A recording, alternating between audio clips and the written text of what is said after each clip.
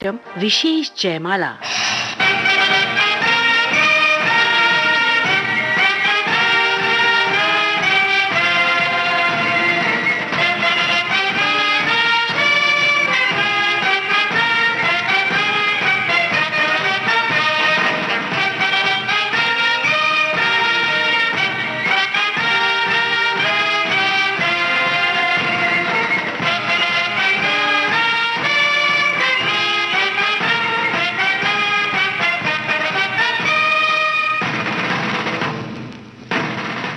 आजादी। जरा याद करो कुर्बानी, सैनिकों की शौर्य गाथा, अशोक चक्र।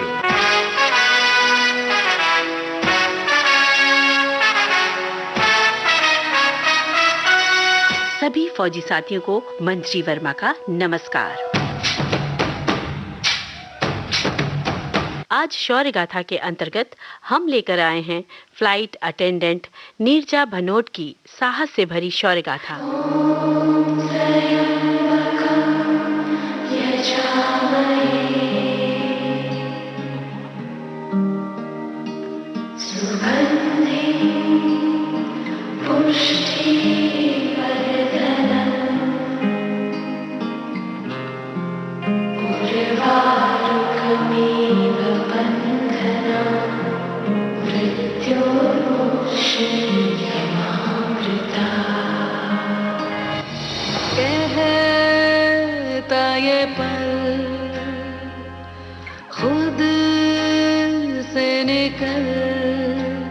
जीते हैं चल, जीते हैं चल, जीते हैं चल। हम मुसाफिर था जाने दे, धूप आंगन में आने दे। जीते हैं चल, जीते हैं चल, जीते हैं चल। यदि किसी के इरादों और हौसलों में जान हो, अटल इरादा हो, तो व्यक्ति हर मुसीबत में त्वरित निर्णय लेकर लोगों की रक्षा सुरक्षा के साथ वो अपनी भी सुरक्षा कर सकता है। वहीं जब हालात कुछ विषम हो तो ऐसे साहसी लोग अपने बारे में ना सोचकर पहले दूसरों के बारे में सोचते हैं। उनकी हिफाजत को वो सर्वोपरि समझते हैं। ये सही भी है कि सच्चा इंसान वही है जो सदा दूसरों के काम आए। ऐसी ही शौर्य गाथा आज हम आपको सुनाने जा रहे हैं। पलवों के नीचे है ठंडी सी एक धरती, कहती है आजा दौड़ेंगे। यादों के बक्सों में जिंदा सी खुशबू है, कहती है सब पीछे छोड़ेंगे। उंगलियों से कल की रेत बहने दे, आज और अभी में खुद को रहने दे। कहता ये पल खुद से निकल। जीते हैं चल, जीते हैं चल, जीते हैं चल। एक टुकड़ा हंसी चखने, एक डली जिंदगी रख ले। जीते हैं चल, जीते हैं चल, जीते हैं चल।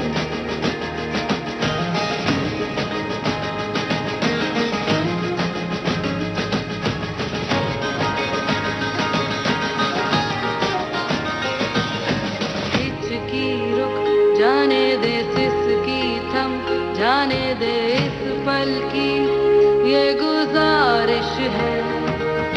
मरना क्यों, जी लेना बूंदों को, पी लेना तेरे ही सपनों की बारिश है।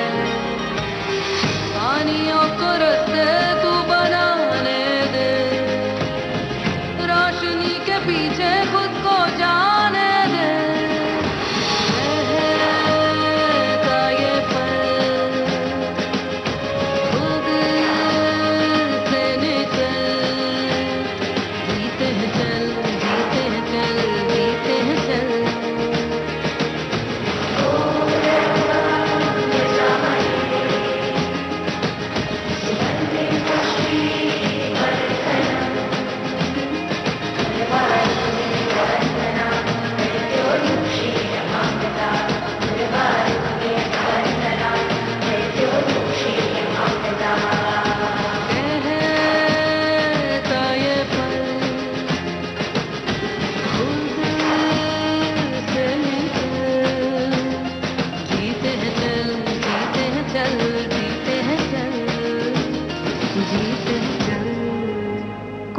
ये नहीं जानता कि कब कौन सी मंजिल के रास्तों पर कांटे बिछ जाएं।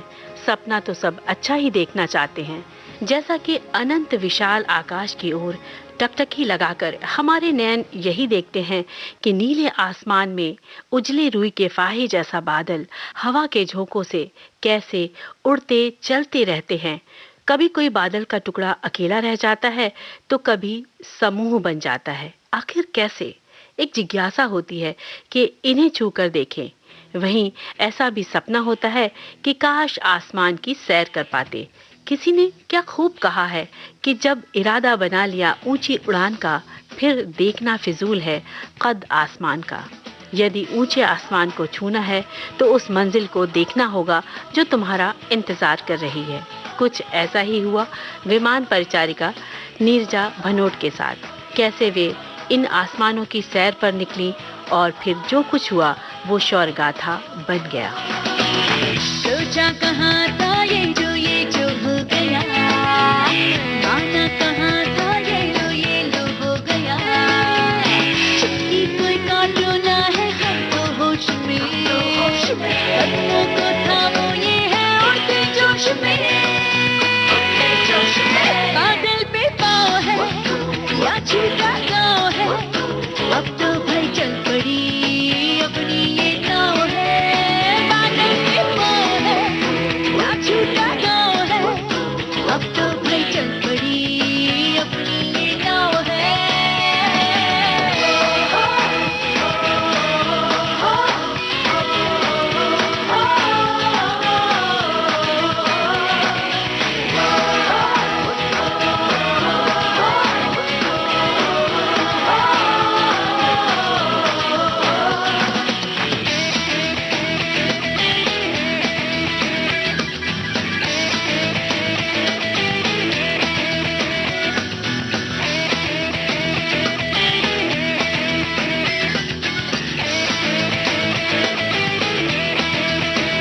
चल पड़ी है हम सफर, अजनबी तो है जगह।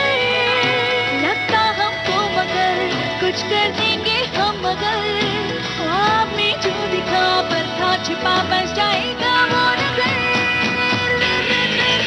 बादल पे पाँव है या छूटा गाँव है, अब तो भाई चल पड़ी अपनी ये नाव है। छूटा गाँव है, अब तो भाई चल पड़ी अपनी ये नाव है।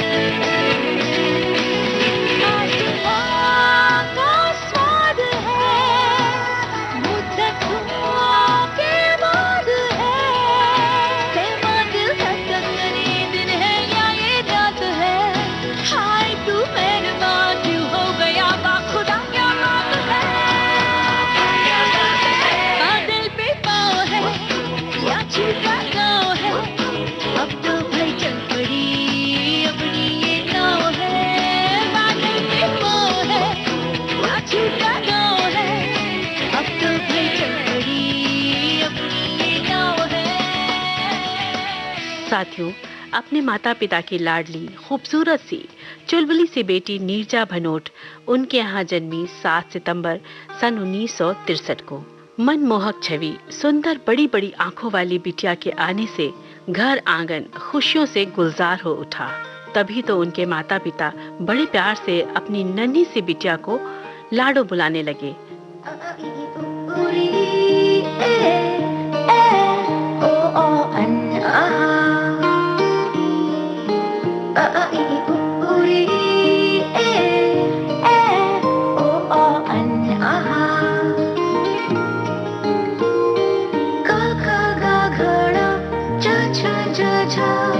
या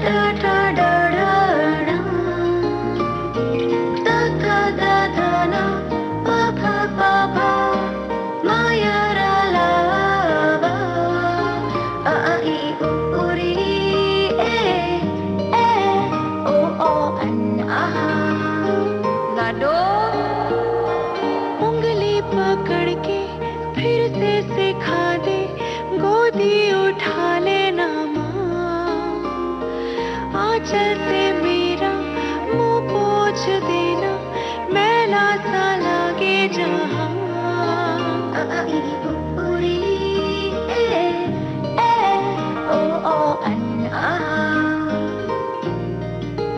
आंखें दिखाए मुझे जब जिंदगी, याद मुझे आती है तेरे गुस्से की, डांटा भी तो तूने मुझे फूलों की तरह, क्यों नहीं माँ सारी दुनिया तेरी तरह।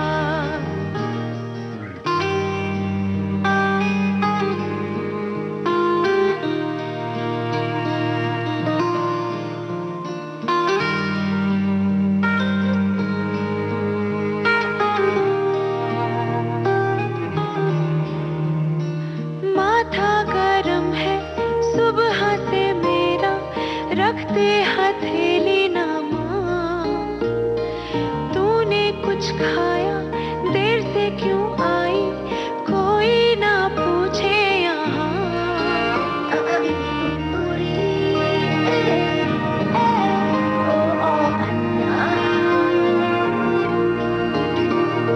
हीरा कहा कभी नगीना कहा, मुझे क्यों ऐसे पाला था माँ, तेरी नजर से मुझे देखे ना जहां, दुनिया को तो डांटेगी ना माँ, तेरी नजर से मुझे देखे ना जहां, दुनिया को तो डांटेगी ना माँ। मुझको शिकायत करनी है सबकी, मुझको सताते हैं माँ, अब तू छुपा ले, पास बुला ले, मन है अकेला यहाँ।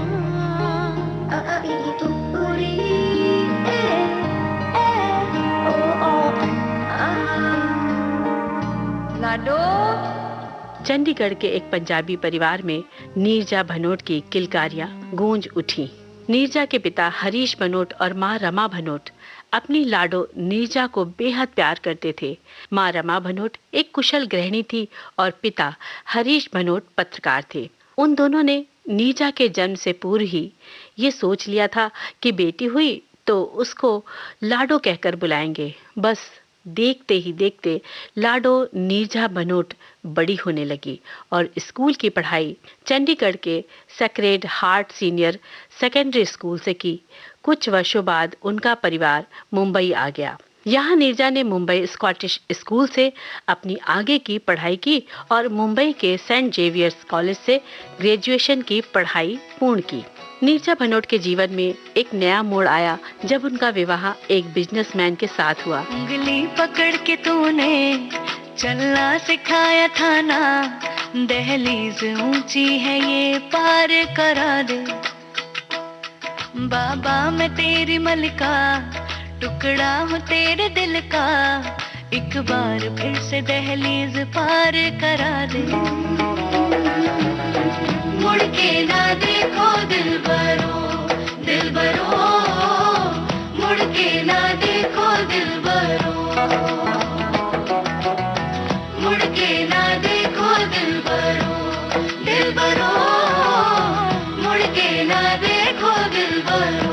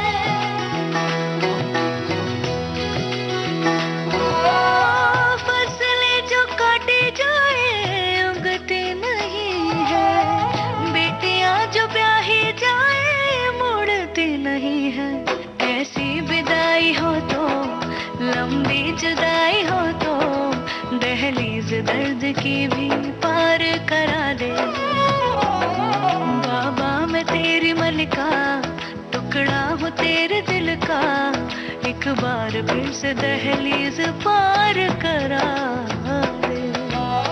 मुड़ के ना देखो दिलबरो, दिलबरो, मुड़ के ना देखो दिलबरो, दिलबरो, मुड़ के ना देखो दिलबरो, दिलबरो, मुड़ के ना देखो दिलबरो।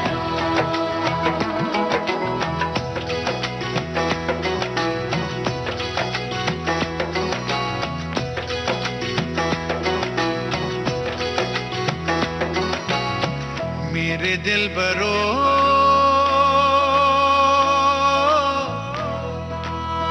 बर्फे गलेगी फिर से, मेरे दिलबरो, फसलें पकेगी फिर से, तेरे पाँव के तले मेरी दुआ चले, दुआ मेरी चले। उंगली पकड़ के तूने चलना सिखाया था ना, दहलीज ऊंची है ये पार करा दे। बाबा मैं तेरी मलिका, टुकड़ा हूँ तेरे दिल का, एक बार फिर से दहलीज पार करा दे। मुड़ के ना देखो दिलबरो, दिलबरो, मुड़ के ना देखो दिलबरो, मुड़ के ना देखो दिलबरो, दिलबरो, मुड़ के ना देखो दिलबरो। अच्छे से खान बच, जो मेरू साथ प्यार हो जानो, अच्छे से खान बच। अब समय हो चला है एक अंतराल का।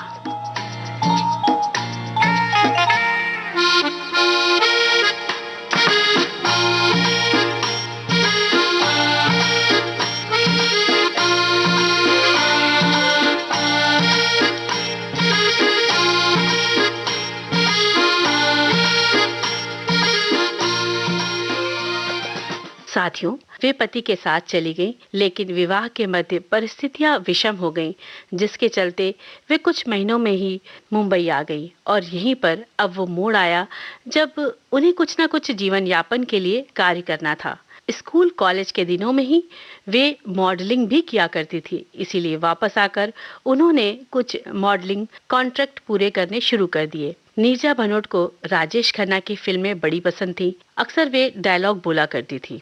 एक रोज उन्हें पता चला कि किसी फ्लाइट कंपनी का, जिसका नाम पैन एम था, उसमें नौकरी का अवसर है। बस उन्होंने यहाँ नौकरी के लिए आवेदन भर दिया। साल 1985 में उनका चयन हो गया केबिन क्रू के रूप में। उन्हें फ्लाइट अटेंडेंट, विमान परिचारिका के लिए प्रशिक्षण लेने मियामी, फ्लोरिडा जाना था। वे वहां गईं और वापस मुख्य उड़ान परिचारिका के तौर पर आईं, जिसे पर्सर कहा जाता है। उन्होंने एंटी हाईजैकिंग कोर्स भी किया। इस तरह से नीरजा भनोट की जिम्मेदारी ये हो गई कि उन्हें ये देखना होता था कि एयरलाइंस यात्री सुरक्षित और आराम से हैं या नहीं। यानी फ्लाइट पर्सर विस्तृत रिपोर्ट पूरी करता है और सत्यापित करता है कि सभी सुरक्षा प्रक्रियाओं का पालन किया जाता है या नहीं। इस तरह पैन एम में कार्य के दौरान उनका मॉडलिंग करियर भी चलता रहा। वे अपनी दोनों जिम्मेदारियों को बाखूबी निभा रही थीं। उम्मीदों से ज्यादा है हौसलों में दम, हम चाहे तो रख दे सितारों पे कदम। उम्मीदों से ज्यादा है हौसलों में दम, हम चाहे तो रख दे सितारों पे कदम। अगर हम ठान ले, अगर हम ठान ले, अपने सामने झुका दे ये जहां। We are walking on, we are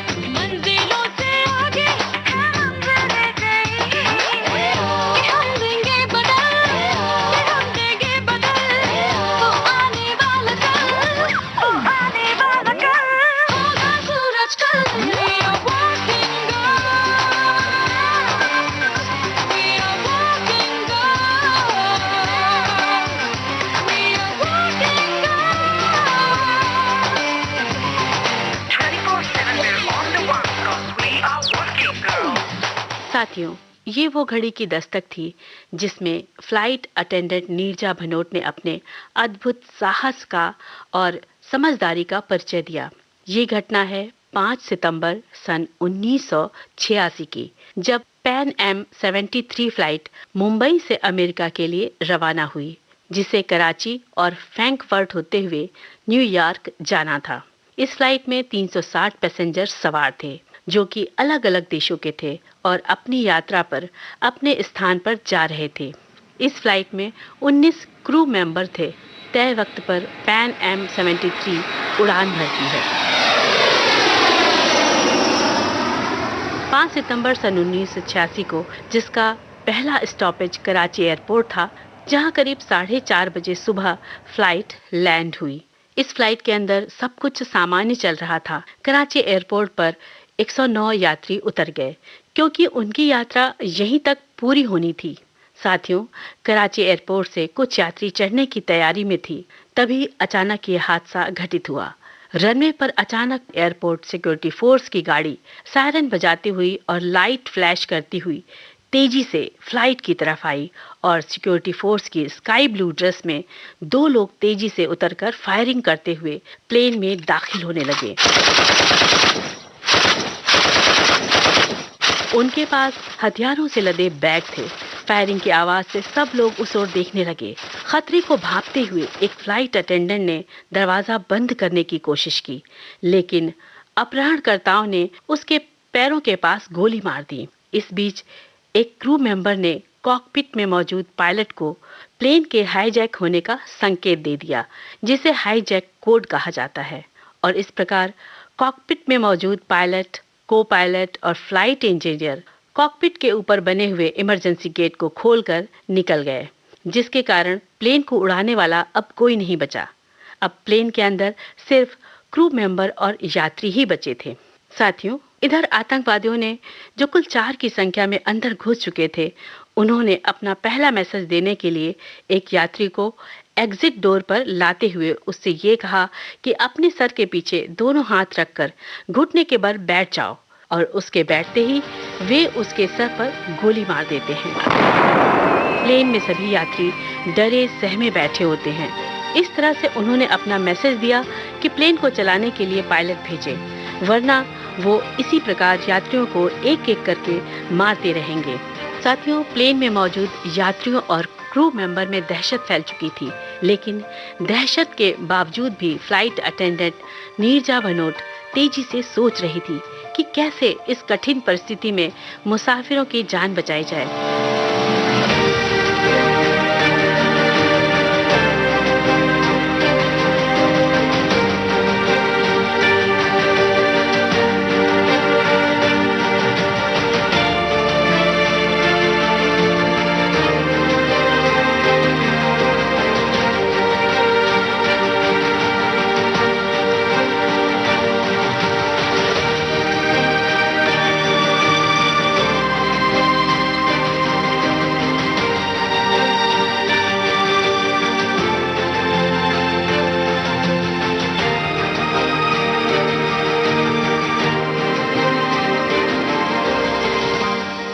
उसी बीच जो मुख्य अपहरणकर्ता था, उसने फ्लाइट अटेंडेंट नीरजा भनोट को सबसे पासपोर्ट इकट्ठा करके लाने का आदेश दिया, लेकिन फ्लाइट अटेंडेंट नीरजा भनोट उनके खतरनाक इरादों को भांप चुकी थी। पासपोर्ट के जरिए वो अमेरिकी यात्रियों को पकड़कर प्रताड़ित करना और जान से मारना चाहते थे। नीरजा ने चुपके से अपने साथियों को ये बता दिया कि जिनको भी अमेरिकन पासपोर्ट मिले तो उन पासपोर्ट को किसी तरह से छुपा दिया जाए। सारे क्रू मेंबर्स ने अमेरिकी पासपोर्ट सीटों के नीचे छुपा दिए, कुछ कूड़ेदान में डाल दिए। आंखों से इनकी आंखें मिलानी है, सीने से इनके सांस की चुरानी है। आंखों से इनकी आंखें मिलानी है, सीने से इनके सांस की चुरानी है। जोश से होश का संगम है, याद रख धूल में मिला जो आतंक की जवानी है। हिम्मत कर जा, आगे बढ़ जा, रंग उड़ाना दोनों कर जा। हिम्मत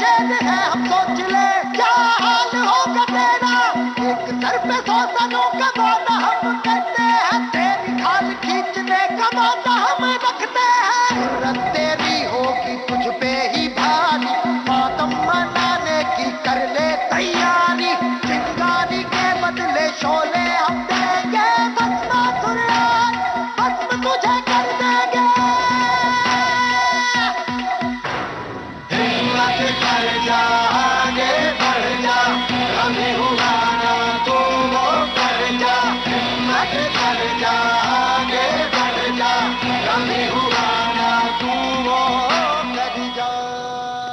आप सुन रहे हैं कार्यक्रम विशेष जयमाला के अंतर्गत अशोक चक्र से सम्मानित फ्लाइट अटेंडेंट नीरजा भनोट की साहस से भरी शौर्य गाथा।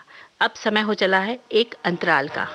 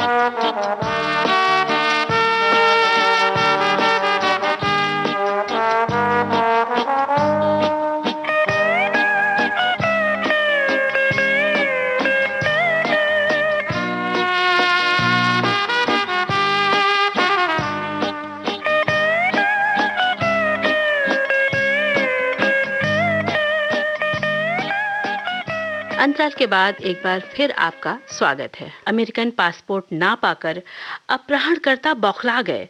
वो एक ब्रिटिश नागरिक को खींचकर द्वार पर लाए और एयरपोर्ट अथॉरिटी से बात करने की कोशिश की।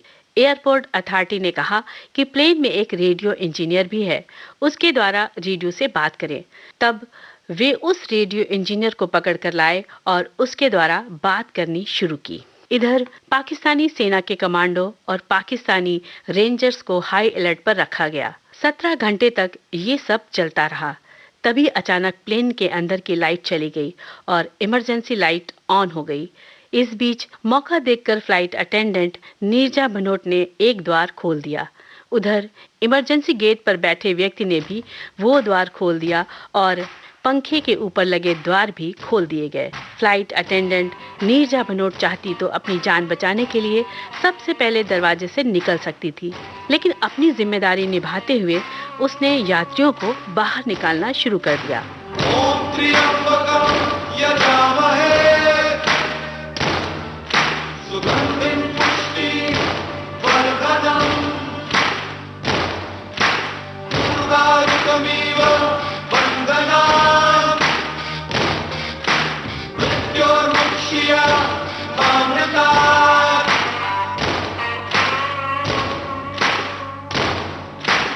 आंखें मिलाएंगे डर से गुजरेंगे मुश्किलों के मोहल्ले से निकले हैं जुनून लेके घर से आंखें मिलाएंगे डर से आंखें मिलाएंगे डर से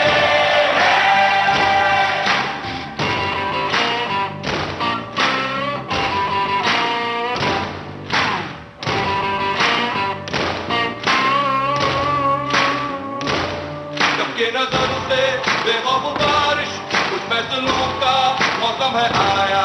सासों ने मुझको जीने का मतलब समझाया। अच्छी रात उड़ गई, रोशन रोशन सुबह हो गई। आंखें मिलाएंगे डर से गुजरेंगे मुश्किलों के मोहल्ले से निकले हैं जुनून लेके घर से आंखें मिलाएंगे डर से आंखें मिलाएंगे डर से आंखें मिलाएंगे डर से।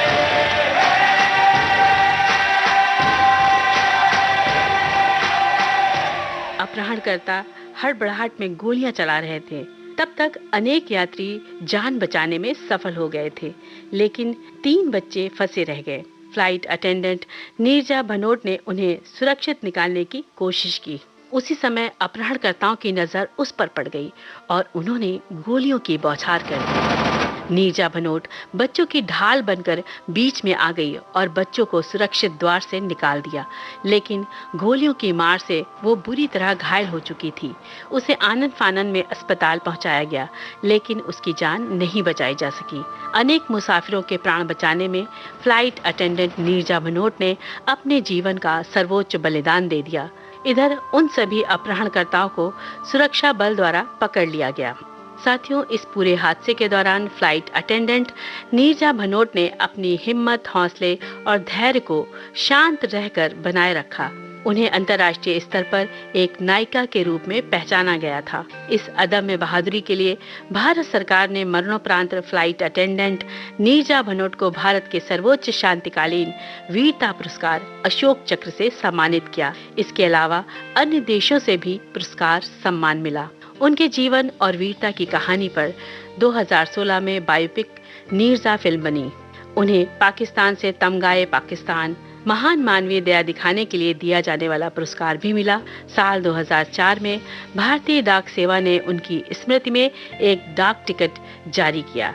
इसके साथ ही उन्हें फ्लाइट सेफ्टी फाउंडेशन वीरता पुरस्कार सन 1987 में संयुक्त राज्य अमेरिका द्वारा मिला। साल 2011 में नागरिक उड्डयन मंत्रालय पुरस्कार मिला। विशेष साहस पुरस्कार 2006 में और संयुक्त राज्य अमेरिका का न्याय विभाग संयुक्त राज्य अमेरिका द्वारा मिला। 2 जुलाई 2016 को हाउस ऑफ कॉमन ब्रिटेन की संसद में भारत गौरव पुरस्कार प्रदान किया गया। ओ शहीदों, ओ शहीदों, ओ शहीदों, ओ शहीदों, तुम पे सारे देश को अभिमान है, तुम पे सारे देश को अभिमान है। जान दी तुमने वतन पे, जान दी तुमने वतन पे, हम पे ये एहसान है। ओ शहीदों, ओ शहीदों, तुम पे सारे देश को अभिमान है, तुम पे सारे देश को अभिमान है।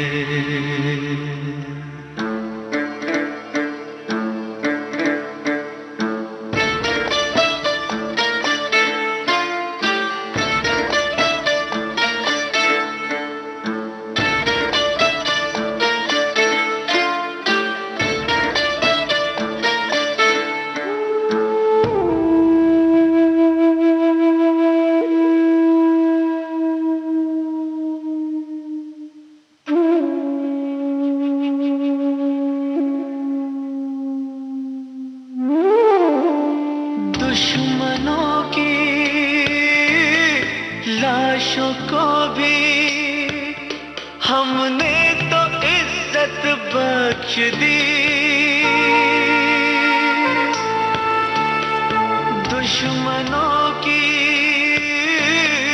लाशों को भी हमने तो इज्जत बख्श दी। घर में अपने घर दिया, ये शान हिंदुस्तान है। घर में अपने घर दिया, ये शान हिंदुस्तान है। ओ शहीदों, ओ शहीदों, सारे देश को अभिमान है, तुम पे सारे देश को अभिमान है।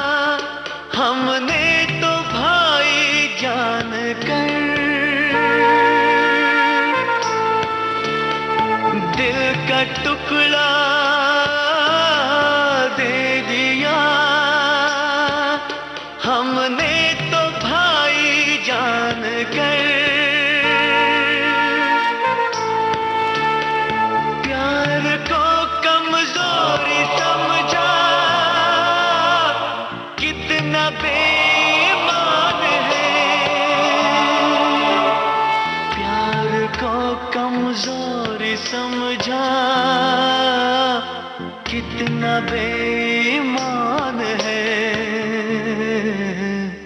ओ शहीदों, ओ शहीदों, तुम पे सारे देश को अभिमान है। तुम पे सारे देश को अभिमान है।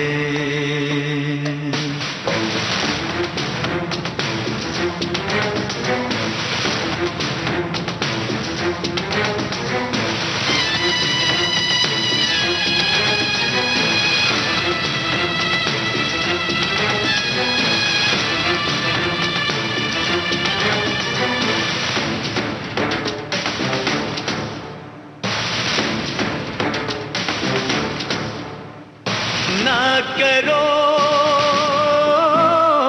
ना करो,